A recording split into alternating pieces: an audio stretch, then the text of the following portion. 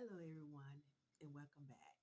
Um, Today, I'll be talking about a couple of different things, especially about how you can tell if you're having a flare up, what triggers your flare ups on lupus, and um,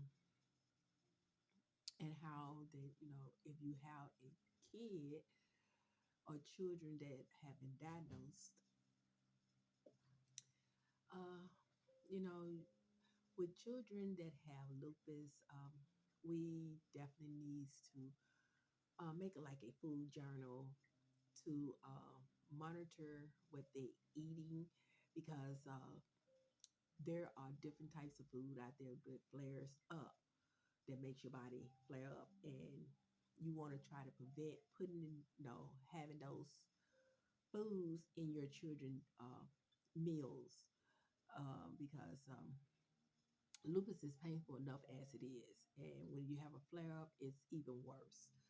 And like it's best too that when your children, don't understand what they're going through, um, sit down and try to explain it to them as best as possible, and have them to, if they're old enough, to have them to make a journal of, how they're feeling, from day to day, how the pain is and everything, with them, because this will help them learn how to notice, when they're having a trigger.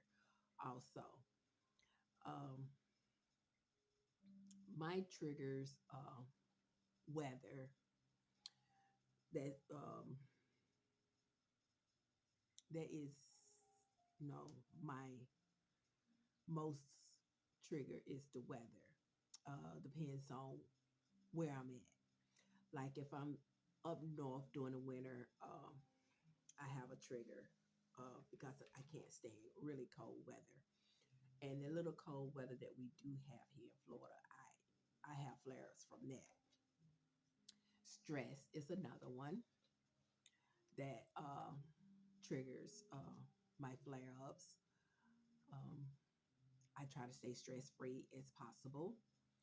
I read a lot of scriptures. I meditate a whole lot to keep my mind at peace because stress is another factor that would, set it off. Exertion,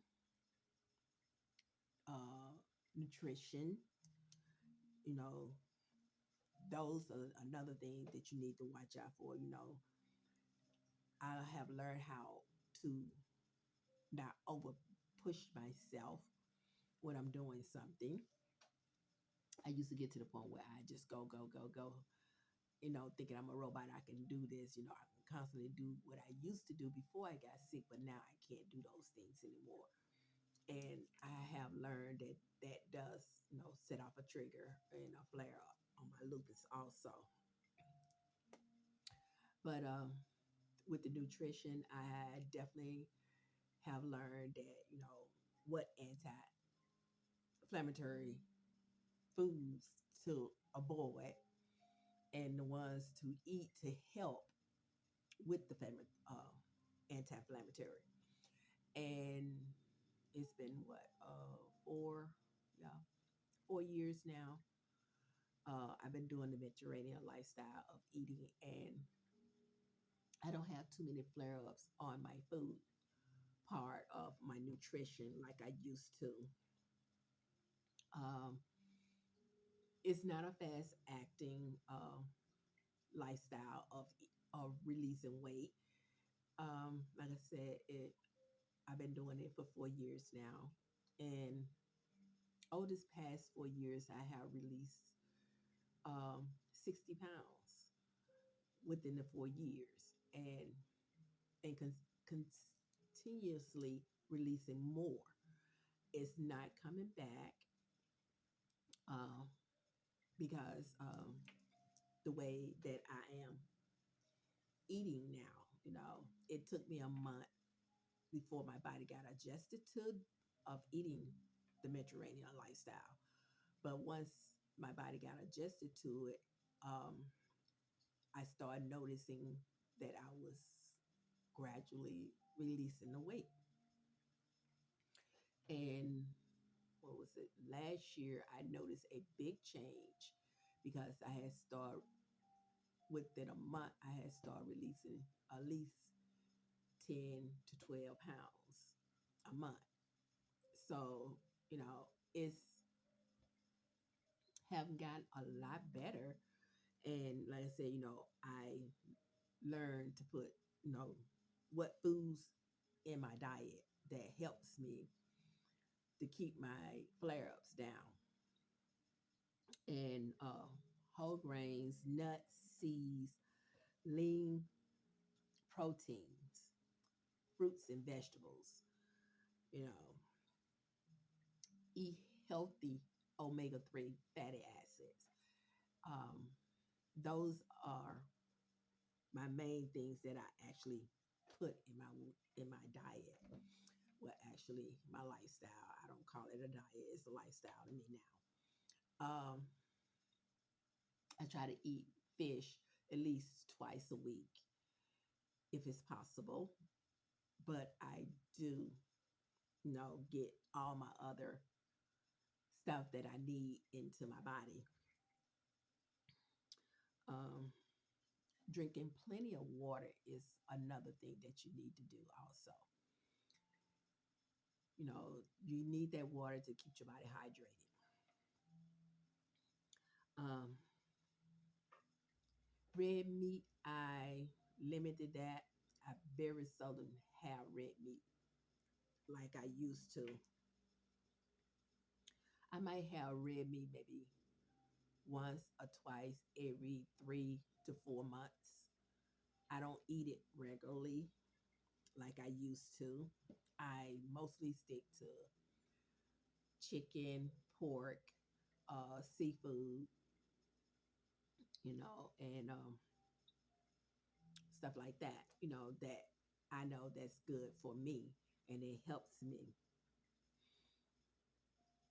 Now, the source of omega 3s, fatty acids that will help you is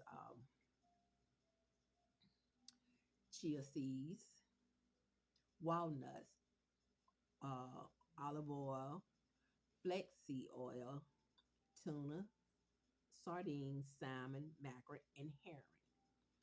Those are my main omega 3s that I use, that I eat with, and I use. It helps, decrease my anti-inflammatory. If you look at my hands, they're not as swollen as they used to be. And I haven't even had my chemo for the year yet. Um, it's coming up, but I haven't got it yet. And normally, before I get the chemo, I'm swollen. I'm hurting. I can barely move. I can barely get out of bed. But no, I noticed all these different changes since I've been on this, Mediterranean lifestyle because as the years goes, I get my body get more adjusted, and if the it's not, I'm not saying that my pain is gone, but the swelling, the inflammation in the joints and stuff is not there like it used to be. And that's what keeps me focused on, continue to do this, way of eating and everything, and my source of fiber, because you definitely need that, because if you take a lot of pills, you want to be able to keep yourself, regularly, because pills can, make you constipated. And whole grains are good for that, for the fiber part. The beans, the lentils, um, seeds, different type of seeds, fresh fruits, nuts, and vegetables are good different types of vegetables are good for your source of fiber. And berries, they are high in fiber. Fruits, those, different types of berries, that will help, you know. And if you're interested, in trying to, you know, eat this type of way, they have on Pinterest, they have Mediterranean diet for beginners. Excuse me, for beginners. So that, you can try it and see, it's not too much of what I used to eat that I took out. It was just different things. I learned how to prepare my food differently because I still eat mostly everything that I used to eat except red meat. But like I said, I learned to prepare it differently. And I feel amazing.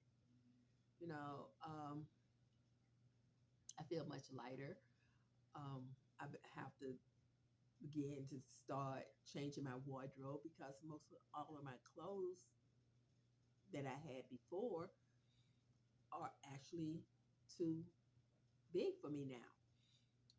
A lot of them that I'm gonna retailer, like take in and stuff, because a lot of my clothes in my closet is barely been worn, and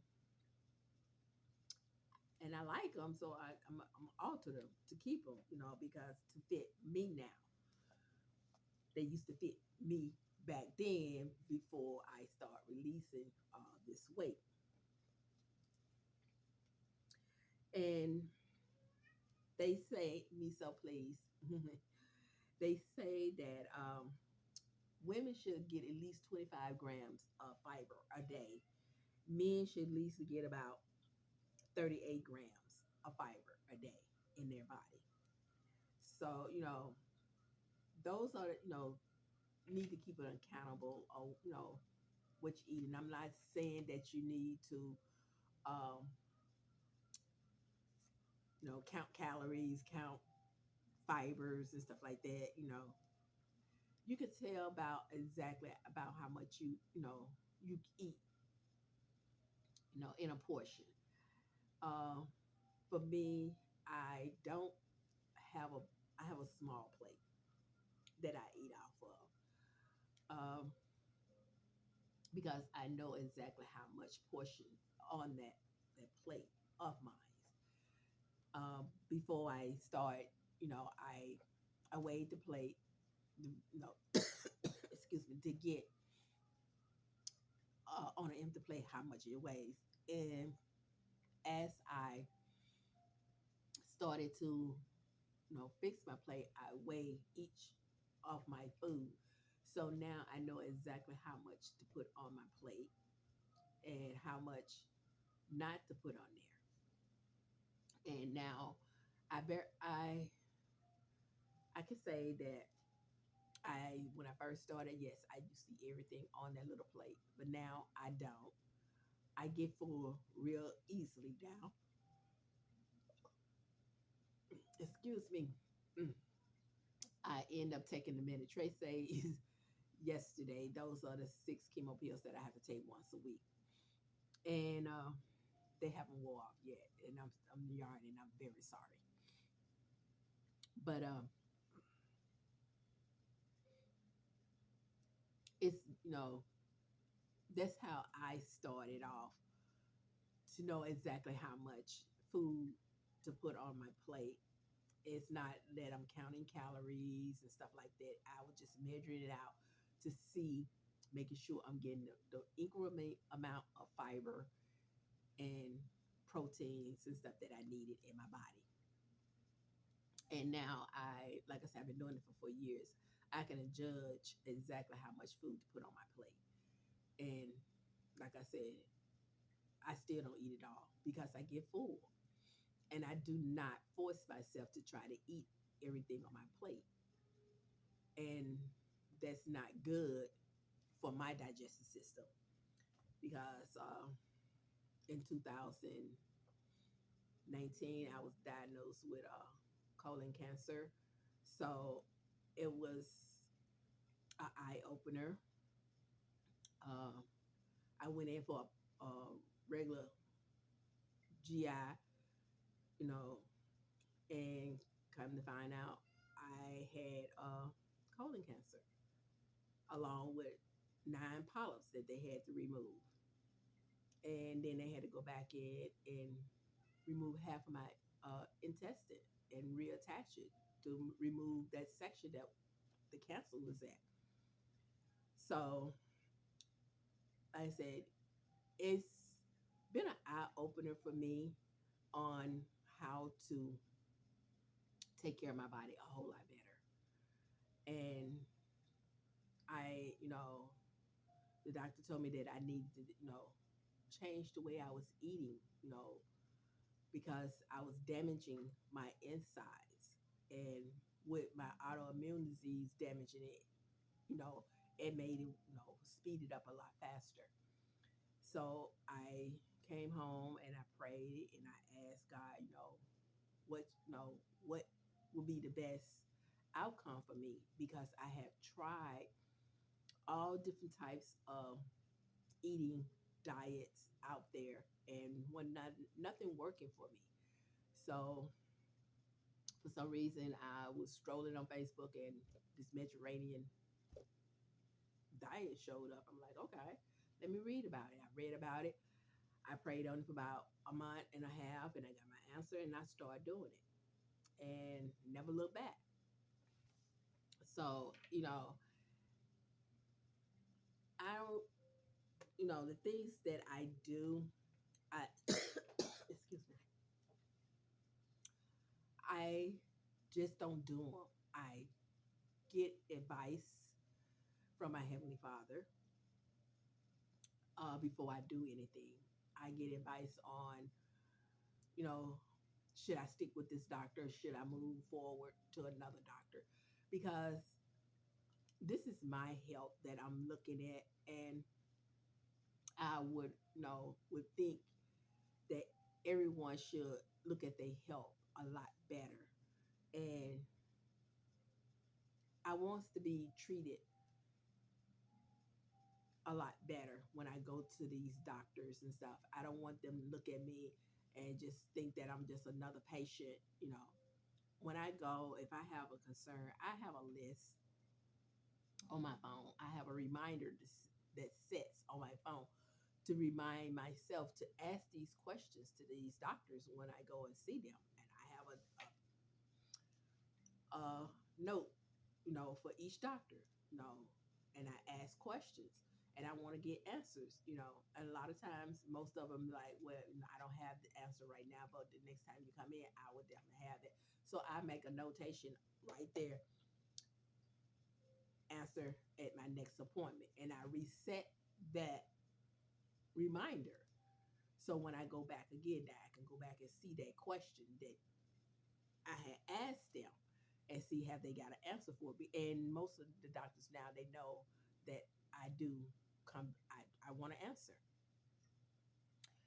I if I can't find it on the internet, um, I I want them to to try to help me, to figure out what's going on, because everything that I go through every day is it's not easy. It's not easy for me to get out of bed, in the morning time. I wake up real early and I sit on the side of my bed for at least 30 to 40 minutes before I actually start moving around, especially when I'm getting up. But it's it's not easy at all, trying to have a normal life. I do try to have a normal life. Um,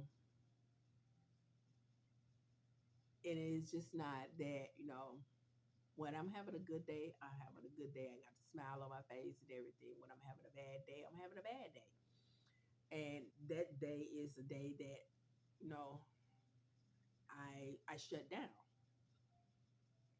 um, to the point that where I used to do videos where when I'm in pain, to the point now the pain is to the excruciating. I don't even have the energy to even pick up and set up to do a video, um, or even talk on my podcast.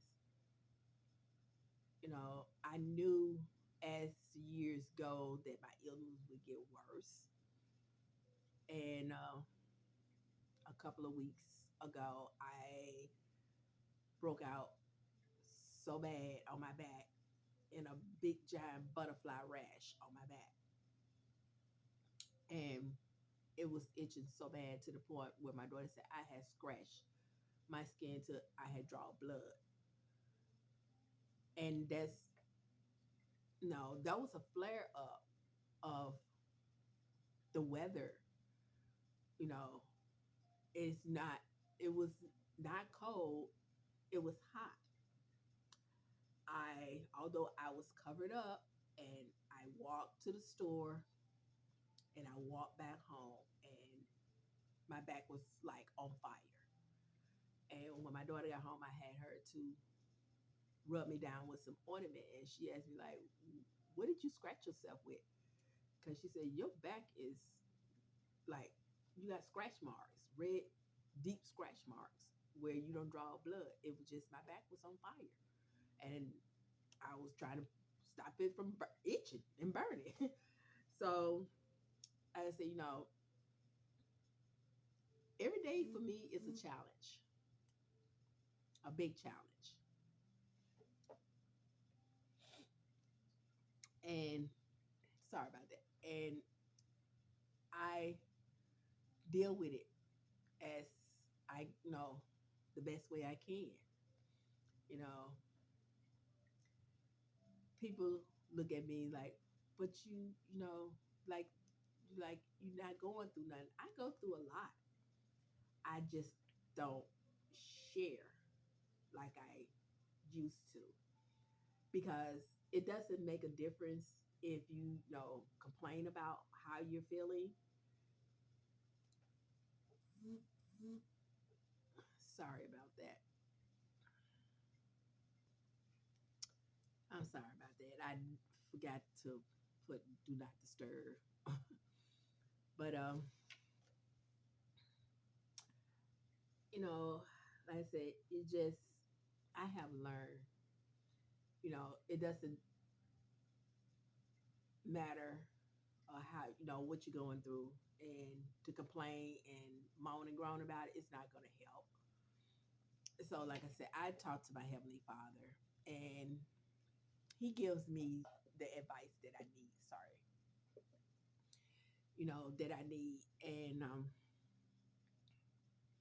because it's hard to talk to people about what you're going through when they don't understand what you're going through, because they're not going through what you're going through. I can sympathize with other people that have different other illness from what I have, because I know it's a struggle for them just as well as it's a struggle for me. And I understand them. You know, that's why I say, I'm on this lupus team, and it's a bunch of wonderful people out there, male and females, that going through the same thing that I'm going through, and so we able to communicate with each other. And it's just like with the pulmonary fibrosis, there's people out there going through the same thing I go through, and we all able to communicate with each other. But I just want to try to give people an insight on how you should be able to deal with what you're going through. But then a lot of people can't deal with it, because I learned years ago, stress will make it worse. Stressing about your illness, it makes it worse. It doesn't help you at all. It just cripple you faster and help you deteriorate faster. So like I said, meditation is my outlet for when I am going through a crisis. Excuse me. That is my outlet for me, meditation. And I really, you know, have to ground myself. I wear my crystals still. I have them on. This is my favorite one, my clear quartz. Um, this is for mostly everything that I go through. I meditate with this. I sleep with this. It keeps me grounded because a lot of times that I have to ground myself because it does get overwhelming at times. I'm not going to sit here and say that that my illness does not overwhelm me. It does, but I have to remind myself that it's a purpose that I'm going through this, and be grateful and thankful that I am still here. You know, because there are a lot of us that goes through an illness and that is not here anymore. So I'm grateful and thankful for that. That I am here, so that I can share what I'm going through with you all. And I'm not trying to make my videos all about me. I'm concerned about any and everybody else out there. I make these videos to try to give you all a sight of that if she can do it, I can do it. Because I sit and when I'm in a doctor's office, I see people and they sitting there and they like, woe is me, why this is happening to me. I want to say something, but I don't. All I do is I sit there, I close my eyes and I pray and I ask God to try to guide them in the right direction. And normally they direction they come towards me and they ask me, what are you going through? You look healthy. I'm going through a whole lot. I have all these different autoimmune diseases that I am battling with. But they look at me and say, but you don't look like it. Because I have learned over the years not to dwell on my illness, to focus, put that energy somewhere else. And it's best to do that when you're going through a lot. Focus that negative energy somewhere else. Put it positive. Bring positive into your lives because negativity feeds off of misery and it will cripple you. Um, like I said, when I first diagnosed, yes, I was so angry and didn't understand why I was going through this. And my wake up call was when they sent me to the specialist hospital to find, to be worked up for a lung transplant. That was my eye opener. That was my second eye opener, put it that way. Because the first one was when my doctor decided to have me committed for 72 hours because she thought I was going to hurt myself or hurt my kids. And that was not even my intention. My intention was trying to find out why I was going through this, why I was feeling the way I was feeling. I wasn't suicidal. I wasn't going to hurt myself or my kids. I love life too much for that. And while I was there, the doctors them seen that they like, hey, you shouldn't even be here. I know. But while I was there, I prayed and asked God for guidance, and I told him if I ever get out here, I would never question him again. And they released me before my 72 hours was up. So I know what it is and how it to feel alone and not understanding. what you're going through, because like I said, a lot of times, doctors can misinterpret what you're saying and how you're feeling to something else and do something drastic like my doctor did, but it was a learning lesson, and I learned. I was already close to my Heavenly Father, but that brought me even closer to Him by what she done to me. And then when I went to the specialist hospital to find out that the reason why I was there to be for a worker for a lung transplant, that even brought me even more closer. So, yeah, when I walked out of that hospital, well, when I wheeled myself out on my power scooter, I had an oxygen tank attached to me. I was on oxygen for maybe 2.5 years, and then I end up off of it. And back in 2020, I end back up on oxygen again. And I think I was on oxygen constantly for about a month and a half. And then after that, it was to the point that I had to sleep with it only. And I did that for about 2 months. And now it's just as needed. So, I don't let what I'm going through block me from getting to where I want to get. I have a lot that I know I have to do before I leave here.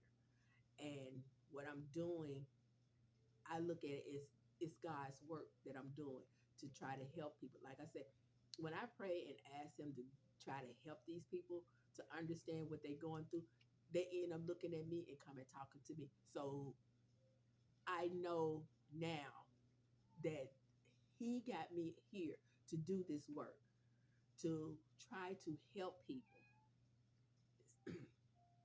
So get down me so that I can, be able to get him a sight of what I'm going through and how I'm dealing with what I'm dealing with, so that maybe they would have a better sense of trying to not feel get down me so not try to feel like it's the end for them, because if you sit there and dwell on your illness and make yourself sick and stress yourself out, it will be the end for you. But if you look at your life in a positive factor, it can you can have a normal, pleasant life. Because I know what every autoimmune that I have, there's no cure for it. And I had accepted that. That's the part that I was having back then was hard for me to understand, because there was no cure. So my kids was kids, a teen and a preteen,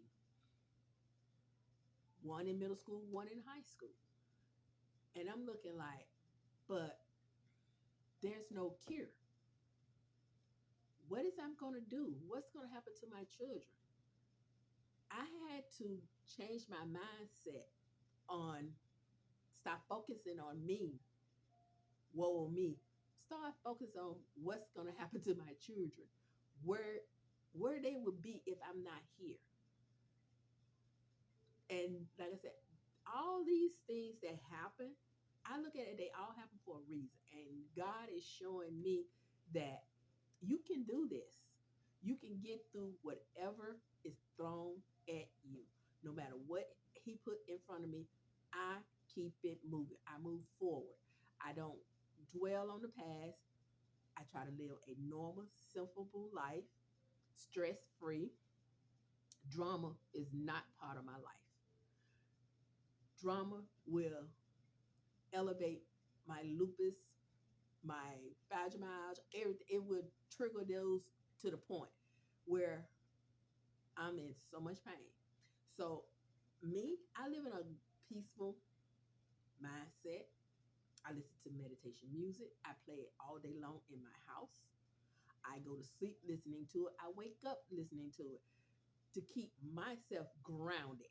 That's how I ground myself. That's how I keep my mind at peace. When I'm sitting in the doctor's office, I'm listening to meditation music, because my mind runs 1,000 miles a minute, and there's a lot of thoughts going through my mind. And I try to keep my thoughts pure and not dwell on bad thoughts. So by me listening to meditation music, as I said, that keeps me grounded and that keeps me focused. And I like to apologize again for not being here, uh, doing what I supposed to be doing. But I'm a, I'm gonna get better, and I'm gonna try to do more than what I've been doing. It's just I've been going through a lot right now. Still having a neck issue. I did get the nerve test done. Now I'm just waiting to go and get the results. And I had an appointment with the doctor next month to get the results, and then they called and said that they had to reschedule my appointment because he won't be in the office that day. And now they got my appointment scheduled all the way out to August 7th of this year. So I called them back and I left a message. If there any way that if y'all have a cancellation, could y'all please call me? 'Cause I would like to know these results before August. I really do. Um,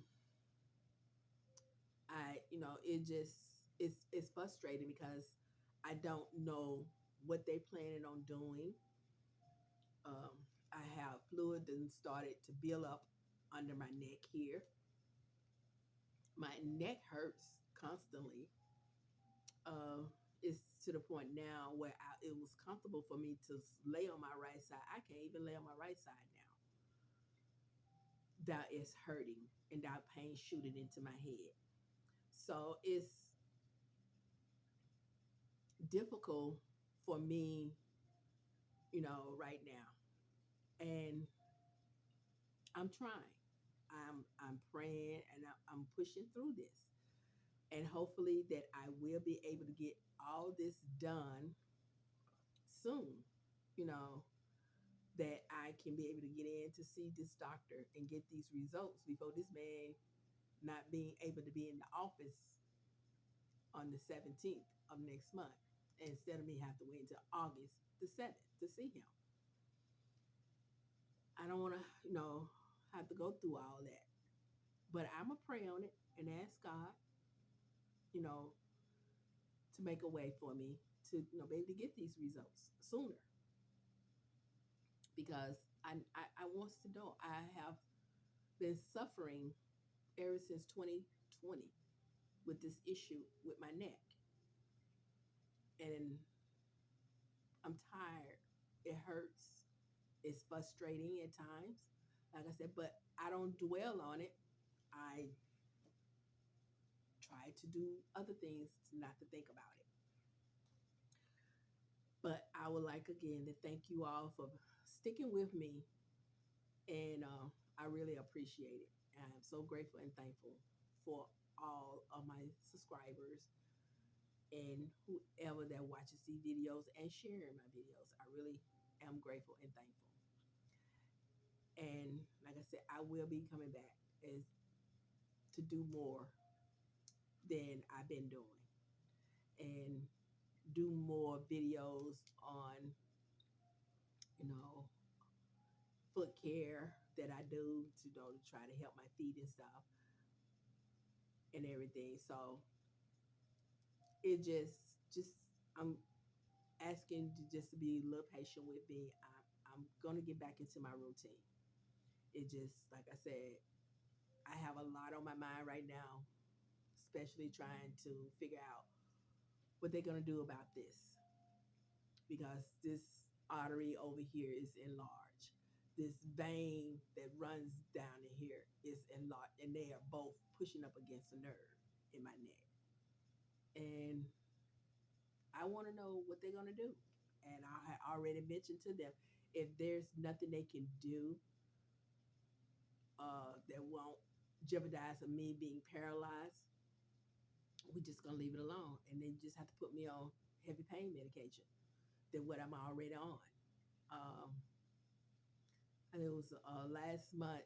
It was I was in so excruciating pain that I had to call my daughter from work because I couldn't even lift my head up off my pillow to even stand up. She took me to the urgent care. I walked in there, my head was like this. It was laying on my shoulder, and they took me back and they did a CT scan to make sure that I didn't have an aneurysm, and because my head was pounding, my blood pressure was sky high, and I told her that I had an appointment to go to get a nerve test done. And what they did, he said, uh, "What I'm gonna do? I'm gonna put you on Valium and morphine." And those are, they gave me those. They gave me the shot, and they gave me Valium, and they sent me home. And he wrote me a prescription for the volume, and he said that to let my rheumatologist and them know that I need to be on a heavy dose of medication than what they had me on, because they had me on hydrocodone. Hydrocodone do anything for me. And before I started pain management, I used to be on hydrocodone and methadone. So I mentioned to him that I used to take methadone to my rheumatologist. He was like, "No, I don't think you need to be on that." I'm like, "Okay." I'm like, "But it worked for me, you know." And I'm in the process of looking for a new rheumatologist because you telling me that something that I used to take that is not good for me, but my liver is fine. My numbers for my liver is fine. My numbers for my kidney is fine. So that means the medication it have not damaged my liver or my kidney, or the lupus have not damaged my liver or my kidney. So why not give me the medication that would actually help me? Y'all want to prescribe medication for me that doesn't work for me and that I'm allergic to, but you won't give me something that actually that will works for me. So like I said, that's what I've been going through, because it's this neck issue is no joke. And I already don't have neck surgery before. I had neck surgery in 2019 on my neck, on my C3 through 6. And I can't bend my head back and I can't bend it all the way down. So it's difficult for me because like I said, this pain, it starts here and it goes up and then it shoots back down all the way down my arm, under my arm, down to my fingertips. That's the pain that I'm enduring. And my neck gets stiff to the point sometimes where I can't even turn my neck, where I have to turn my whole body. So, like I said, I'm gonna try to do better to get more videos out to you all. Just I appreciate you all sticking in and hanging in there with me. And again, I'd like to thank you all and namaste.